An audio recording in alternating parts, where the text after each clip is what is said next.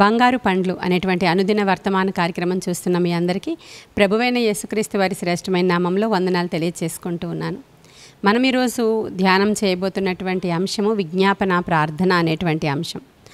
George Muller అనేటువంటి భక్తుడు విజ్ఞాపన ప్రార్థనలు చేసేటప్పుడు అనేకమైనటువంటి విన్నపాలు ఆయన ముందర పెట్టుకొని ఆయన దాని మీద డేట్స్ కూడా రాసుకొని కొంతమంది వ్యక్తుల రక్షణ కొరకు, అనేక అంశాల కొరకు, అనాథ బిడ్డల యొక్క ప్రతిదిన భోజనం కొరకు ఇలా అనేక అంశాలు పెట్టుకుని ప్రార్థనలు చేస్తూ ఉండేవారు. ఆయన ప్రార్థన గురించి చెప్తూ ఏమన్నారంటే, దేవునికి ఒక అంశాన్ని నువ్వు విన్నవించుకోవడానికి వెళ్ళినప్పుడు వినయముతో నీ విన్నపాలు దేవుని సన్నిధిలో ముందుగా తెలియచేసుకో. దేవునికి నీ యొక్క విజ్ఞాపన, నీ యొక్క విన్నపాలు ఏమున్నాయో అవి చెప్పేటప్పుడు వినయముతో ఆసక్తితో నీవు ప్రార్థించిన తరువాత ఆ ప్రార్థన అంతా దేవుడు విన్నారు అని నీవు నమ్మి దాని నిమిత్తమై స్తుతించుట మొదలుపెట్టు అన్నాడు ఆయన. మొదట విజ్ఞాపన చేసి వినయముతో దేవుణ్ణి వేడుకున్న తరువాత ఆ వేడుకున్న విషయము దేవుడు విన్నారు, దానికి జవాబిస్తున్నారు అని నీవు నమ్మి స్తుతించడం మొదలుపెట్టు అనేటువంటి మాటని ఆయన పుస్తకంలో ఆయన రాస్తూ ఉన్నారు. ఆయన ఎక్స్పీరియన్స్తో ఆయన రాస్తూ ఉన్నారు. అలా ఒక అంశం గురించి ఒకసారి అనేక అంశాలు ఆయన ప్రార్థన చేశారు. అనేక వేల అంశాలకి ఆయన జవాబులు దేవుని దగ్గర నుంచి పొందుకున్నారు. అవన్నీ ఆయన డైరీలో పొందుపరిచారు. ఈ దినాలలో మనలాంటి అనేక మందికి అటువంటి గొప్ప దైవజనుల యొక్క ప్రార్థనా విషయాలు, వారి వ్యక్తిగత జీవిత విషయాలు, దేవునితో వారికి ఉన్నటువంటి సంబంధము, వారి యొక్క ప్రార్థనలో జయము పొందుకున్న జయ జీవితపు గొప్ప గొప్ప విషయాలు మనం తెలుసుకోగలుగుతున్నామంటే కేవలం దేవుని యొక్క ఉచితమైన కృప. ఆయన ఏమంటున్నారంటే, నువ్వు చాలా వినయముగా దేవునికి విన్నవించుకున్న తరువాత, స్తుతించిన తరువాత దేవుని చేతులకు అప్పగించు అని చెప్తూ ఉన్నారు. ఒక అంశం గురించి ఆయన ప్రార్థన చేయడం మొదలుపెట్టారంట. ఆయనకి బాగా తెలిసినటువంటి సమీపముగా చుట్టూ ఉన్నటువంటి 5 వ్యక్తుల రక్షణ కొరకు వారి పేర్లు రాసుకుని, డేట్స్ రాసుకుని ప్రార్థించడం మొదలుపెట్టారు. వారిని గురించి దేవునికి విన్నవించుకున్న తరువాత దేవుడి ప్రార్థన ఆలకించాడు అని నమ్మి స్తుతించుట మొదలుపెట్టిన 1 నెల రోజుల్లోనే మొదటి వ్యక్తి రక్షించబడ్డాడంట. ఆ తరువాత 2 నెలల తర్వాత 2వ వ్యక్తి రక్షించబడ్డాడంట. మరి కొన్ని రోజుల తర్వాత 3వ వ్యక్తి, 4వ వ్యక్తి కూడా రక్షించబడ్డారు. అయితే 5వ వ్యక్తి మాత్రం రక్షించబడలేదు. ఆయన కోసం సంవత్సరం కాదు, 2 సంవత్సరాలు కాదు, 30 సంవత్సరాలు ప్రార్థన చేస్తూనే ఉన్నారంట ముల్లర్ గారు. ఆయన ప్రార్థించడం మొదలుపెట్టిన కొన్ని రోజుల్లోనే మొదటివాడు రక్షించబడ్డాడు, 2 నెలల్లో రెండోవాడు, తర్వాత 3, 4 కూడా త్వరగానే కొన్ని సంవత్సరాల్లో రక్షించబడ్డారు. ఒకడు మాత్రం రక్షించబడలేదు. అయితే ముల్లర్ గారు వృద్ధాప్యంలోనికి వచ్చేసారు. ఆయన చనిపోయారు. చనిపోయిన తర్వాత ఆయన బరియల్ కార్యక్రమం జరుగుతూ ఉన్నప్పుడు అందరూ కూడా బరియల్ కార్యక్రమానికి వచ్చి వెళ్ళిపోయారు.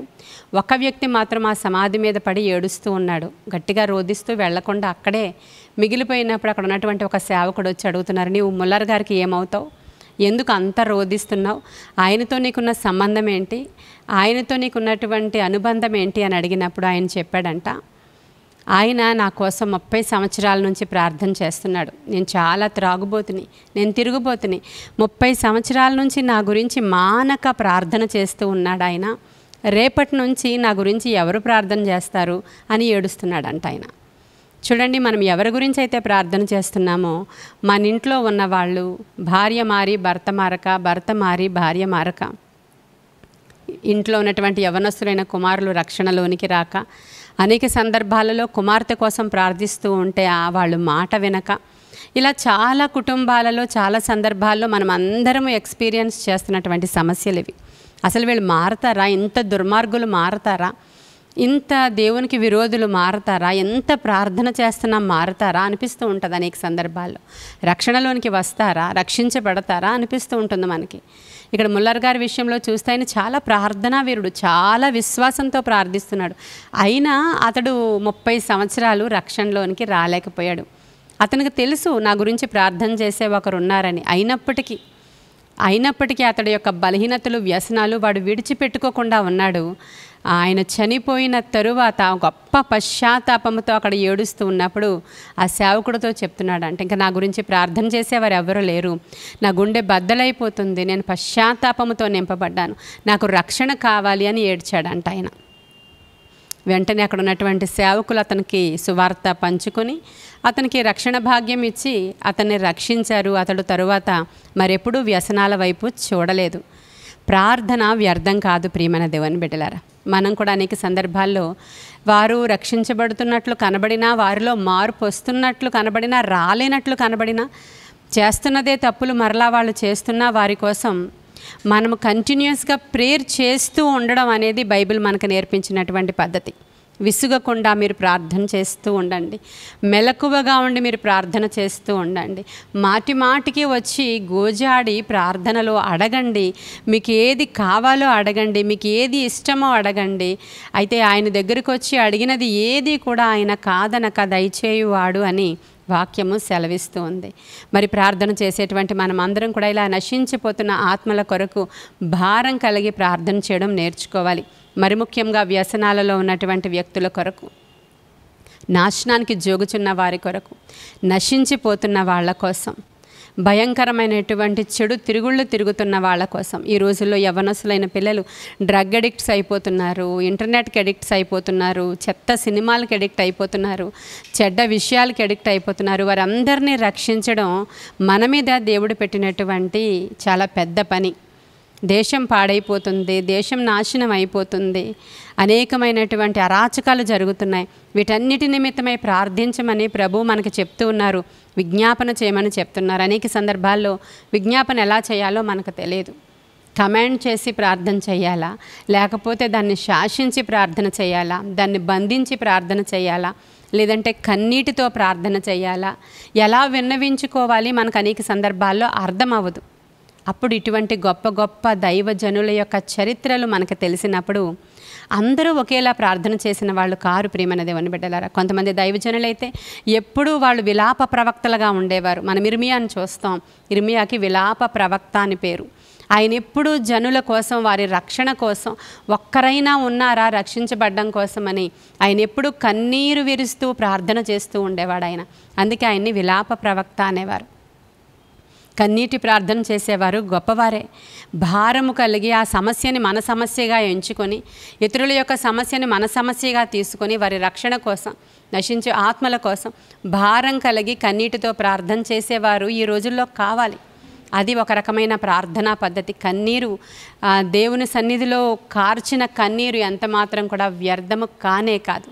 ఈ రోజుల్లో చాలామందికి అదే డౌట్, ఎలా చేయాలి ప్రార్థన? కన్నీటితో చేస్తే దేవుడు వింటాడా?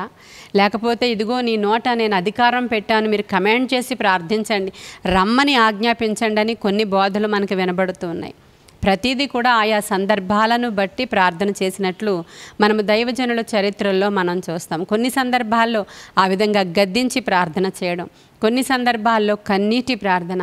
ఇప్పుడు మనం ముల్లర్ గారి దగ్గర నుంచి ఈరోజు మనం నేర్చుకుంటున్నది ఏంటంటే వినయముతో కూడిన ప్రార్థన. హల్లెలూయా. ఈరోజు మనం ఈ ప్రార్థనా పద్ధతిని నేర్చుకుంటున్నాం. ఆయన వినయముతో మొదట దేవుణ్ణి సమీపించి మౌనముగా ఆయన సన్నిధిలో కూర్చొని, తరువాత ఆయన ఏం చెప్పాలనుకుంటున్నారో ఆ విషయాలన్నీ కూడా దేవునికి వినయముతో విన్నవించుకున్న తరువాత, కొద్ది నిమిషాలు ప్రార్థించిన తరువాత, మౌనముగా ఉండిన తరువాత విన్నందుకు ప్రభువుకి వందనాలు చెప్పుకుంటూ స్తుతియాగం చెల్లించడం, దేవుణ్ణి ఘనపరచడం, స్తుతించడం, ఆరాధించడం. ఎందుకంటే నీవు నా ప్రార్థన విన్నందుకు వందనాలయ. ఈ పద్ధతిని ముల్లర్ గారు నేర్పిస్తున్నారు. ఆయన అది సక్సెస్ అయినటువంటి మెథడ్ అది. కాబట్టి ఈ రోజుల్లో అనేక మంది మనకి చాలా సందర్భాలలో ఎలా ప్రార్థించాలో తెలియడం లేదు కనుక, ఒకవేళ ఈ విధంగా వినయముతో దేవుని పాదాలను ఆశ్రయించి ఇలా మన ముందున్నటువంటి దైవజనులు ఎలా సక్సెస్ అయ్యారో, ఎలా ప్రార్థించారో, వారు ప్రార్థన చేసి ఎలా జవాబులు పొందుకున్నారో కొన్ని సందర్భాల్లో మనకు చాలా ఉపయోగపడతాయి. కాబట్టి ఈ ముల్లర్ గారి గురించి ఈరోజు మీకు చెప్పాలని ఉదయకాల సమయంలో నేను ఆశపడ్డాను. ఇటువంటి ప్రార్థనా పద్ధతిని మనం కూడా పొందుకోవాలి. ఎందుకంటే వినయము గలవారి యొద్ద మన ప్రభువు నివాసం ఉంటారు అని వాక్యం సెలవిస్తుంది. వినయ మనస్సు గలవారి దగ్గర ఆయన నివాసం ఉంటాడంట. మహాగణుడును మహోన్నతుడైనటువంటి దేవుడు వినయ మనస్సు గలవారి యొద్ద నివాసం ఉంటానని రాయబడి ఉంది. కాబట్టి ముల్లర్ గారి ప్రార్థనా పద్ధతి అదే కదా, వినయముతో ప్రభు పాదాలు సమీపించాడంట ఆయన.